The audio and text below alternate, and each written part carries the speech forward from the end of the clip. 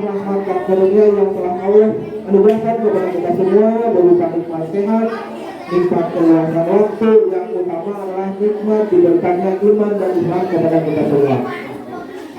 Tak lupa salawat serta salam mudah-mudahan senantiasa tercurahkan kepada junjungan kita Habibana wa Nabiyana Muhammad sallallahu alaihi wasallam, kepada keluarganya, kepada para sahabat, kepada para tabi'in dan dari tabi'innya, dan juga kepada kita semua selalu umatnya, yang mudah-mudahan kita semua tergolong pada umat yang kelak akan mendapatkan syafaat di akhir. Amin ya Allah ya Rabbal alamin. Tak lupa Bapak Kepala Sekolah dan Swastika yang saya hormati, dan juga Tuan Guru yang saya hormati dan saya banggakan. Tak ketinggalan juga yang paling utama adalah siswa-siswi dan Sukasari 2 yang soleh-solehah, yang mudah-mudahan senantiasa ada dalam rahmat dan lindungan Allah Subhanahu wa Ta'ala yang saya cintai dan juga saya banggakan. Materi kali ini adalah adab ketika makan. Kenapa Bapak mengangkat materi adab ketika makan? Karena puasa, ibadah puasa ada erat kaitannya dengan makan, ya. Puasa pasti ada makan, baik itu makan sahur maupun makan ketika berbuka, ya, betul kaitannya. Kemudian kemarin Bapak sampaikan salah satu ciri orang yang bertakwa, masih ingat tidak? Ada berapa ciri orang bertakwa menurut Ali bin Abi Thalib? Ada? Nah, yang pertama apa? Yang pertama adalah al-khawfu minal jalil, takut kepada Allah, senantiasa takut kepada Allah yang Maha Agung. Yang kedua, al-a'malu bit-tanzil, senantiasa beramal dengan apa yang telah Allah wahyukan. Yang ketiga apa? Ar-ridho bil qalil, ridho terhadap hal-hal kecil pemberian Allah Subhanahu wa Ta'ala, berapapun nilainya, berapapun besarnya, seperti apapun kita harus ridho dan kita harus syukur. Yang keempat apa? Al-istidadu liyaumil akhir, mempersiapkan diri kita untuk menghadapi hari akhir. Itu empat dari orang yang bertakwa. Yang kedua, tadi apa yang kedua? Al-a'malu bit-tanzil, beramal dengan apa yang telah Allah wahyukan. Apa yang telah Allah wahyukan kira-kira?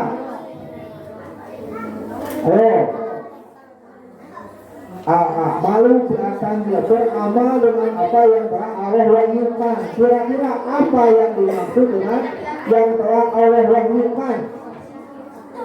Siapa yang menjawab? Apa yang telah Allah wahyukan di sini maksudnya apa? Ayo perempuan di belakang. Apa yang dimaksud dengan sesuatu yang telah Allah wahyukan?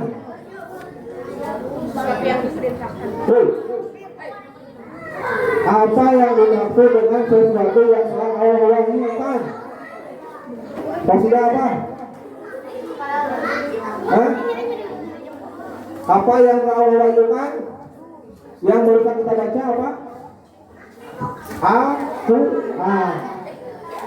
Yang telah Allah wahyukan tiada lain adalah Al-Quran. Jadi manusia yang pertama itu senantiasa beramal, senantiasa berbuat, senantiasa berperilaku sesuai dengan apa yang telah Allah wahyukan, yaitu sesuai dengan Al-Quran. Karena di dalam Al-Quran sudah dicantumkan, dimuat, ya, segala sesuatu yang mengatur kehidupan manusia supaya manusia hidupnya bisa lebih baik, lebih terarah, lebih terjaga, yang demi kebaikan kehidupan manusia di dunia dan di akhirat. Ya, itu jadi manusia senantiasa beramal kepada apa yang Allah wahyukan. Karena dalam Al-Quran hal sekecil apapun, hal sederhana apapun telah Allah atur dalam Al-Quran. Ya. Hal yang paling sederhana sekalipun telah Allah atur dalam Al-Quran. Halo. Apa deh? Contohnya apa? Hal yang sederhana yang telah Allah atur dalam Al-Quran. Setiap hari kita pasti mengalami badai buang air kecil, Masuk ke naon?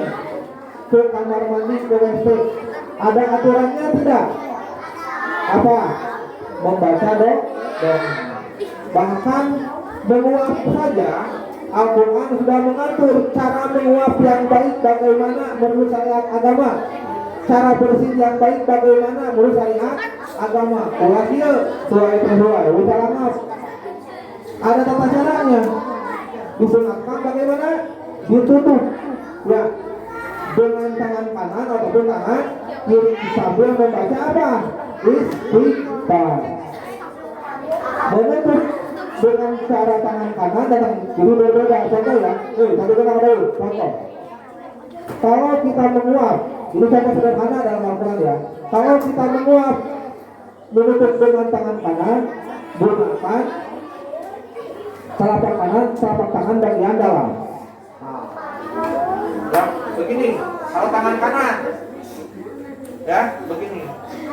Lamun tangan kiri bagaimana? Tangan kiri bukan begini. Bagaimana? Begini. Nah, kenapa? Ini kan tangan kiri ini biasanya mengerjakan yang apa? Yang kotor-kotor, ya. Jadi gunakan punggungnya. Nah, itu contoh sederhana sudah diatur dalam apalagi hal-hal yang luar biasa. Yang sederhana saja sudah diatur dalam Al-Quran. Begitupun tata cara kita makan setiap hari, ya. Tata cara kita makan bagaimana agar kita makan yang baik, yang sesuai dengan yang telah Nabi Muhammad ajarkan dalam sunnahnya dan yang sesuai dengan apa yang telah tercantum di dalam Al-Quran. Ya, makan merupakan kebutuhan pokok manusia. Di sini siapa manusia yang tidak bisa hidup tanpa makan? Tidak ada. Ya, di sini siapa manusia yang bisa hidup tanpa minum? Tidak ada. Ya, makan adalah kebutuhan pokok manusia. Oleh karena itu, Al-Quran mengatur bagaimana tata cara makan yang baik yang sesuai dengan apa yang telah Allah ajarkan di dalam Al-Quran. Ya, yang pertama, paling sederhana.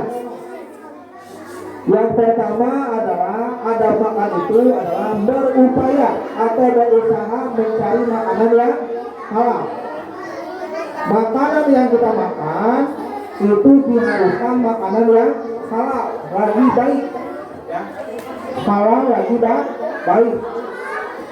Sesuai dengan firman Allah Subhanahu wa taala dalam surat Al-Baqarah ayat ke-172. Yang bunyinya ya ayyuhalladzina amanu kulu min thayyibati ma razaqnakum. Hai orang-orang yang beriman, makanlah yang baik, yang halal dan apa yang telah aku berikan kepadamu. Artinya Al-Quran sudah menjelaskan bahwa kita harus makan, hanya boleh makan makanan yang halal dan juga baik. Ya, karena di sekitar kita banyak pada di lagi semua kamar gue cek bapak kamari upah mibadi kiriman sok dilepet tongol upah mingguan kiriman di luar upah penjara di luar lagi berdua ya. Yang pertama ada makanan itu adalah berupaya berusaha mencari makanan yang halal, karena ya sesuai dengan dalam Al-Quran surah Al-Baqarah Allah menyatakan, hai orang-orang yang beriman, makanlah dari apa yang telah aku berikan kepadamu. Yang aku berikan kepadamu adalah makanan-makanan yang halal dan baik, karena di sekitar kita banyak makanan-makanan yang wujudnya baik, ya, wujudnya baik tapi zatnya tidak baik atau tidak halal. Ya, banyak makanan-makanan yang bergerak apalagi sekarang. Ya, sekarang kita hampir sulit membedakan mana makanan yang halal, mana makanan yang haram, karena dikemas sedemikian rupa supaya menarik perhatian. Kemudian makanan yang halal, ya, tidak hanya halal jenisnya, tidak hanya halal wujudnya, tapi halal prosesnya. Artinya makanannya halal, tapi cara mendapatkannya juga harus kita perhatikan. Contoh ini makanan halal.